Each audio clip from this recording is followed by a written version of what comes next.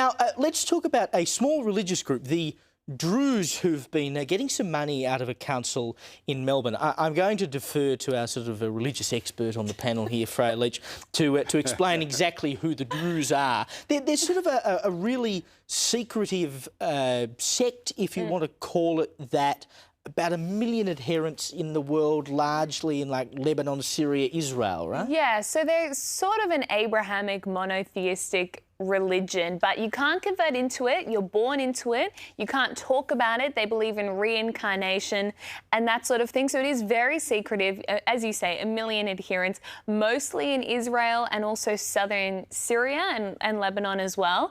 They're very interesting fact, very strong fighters in the IDF. Right. A lot of very senior Druze they get commanders. Shot, they just come back to life? Well, no. One of the core beliefs in their religion is extreme nationalism and loyalty to the country that they're in. So anyway, very productive citizens in Israel. From the Buddhists. Well, most interesting. So anyway, there's this mob called the Druze Community Charity of Victoria, and they were a couple. Dandenong, my hometown, your old stomping ground, Joe, and they were given a grant of $75,000 by the Kingston Council about 1.5 years ago, nearly 2 years ago, which was under an old council administration, and this was for some sort of event, festival, whatever you want to call it, that's actually outside of the boundaries of the council area, and allegedly for people of all faiths, but it's not in the council area.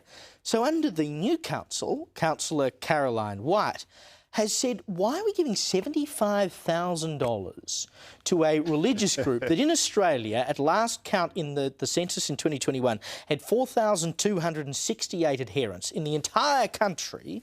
We're giving them 75 grand in council money to have an event outside of our council's borders. Seems pretty reasonable question. And Dandenong is also outside, like where they are based is also outside of the council borders, and where they're planning to have the event is also outside. Very, very odd. And she said, the Councillor White, she said priorities from last council term were clearly wrong. Why are Kingston ratepayers, it is Kingston Council, randomly funding the Druze, a religious organisation from Dandenong with no presence in Kingston, tens of thousands of dollars a year to throw parties when 2 out of 10 people living in Kingston are struggling to put food on the table? I expect it's because Dandenong Council ran out of money. Well, that might be true, but it doesn't mean the people of Kingston should punt up the money. I reckon it's a reasonable question. So she puts up a motion to say, well, let's take the money back. We shouldn't be giving it to people outside of our council area.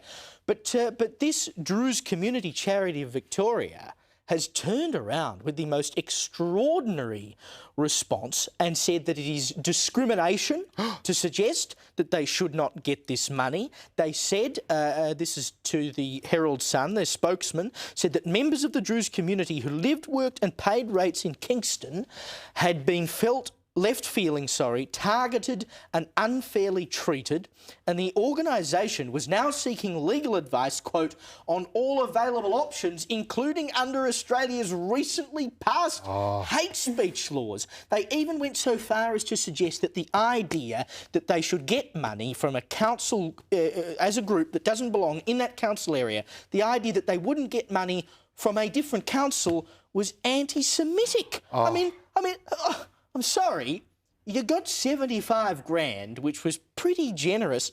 A councillor says maybe we should consider spending money in our own council area.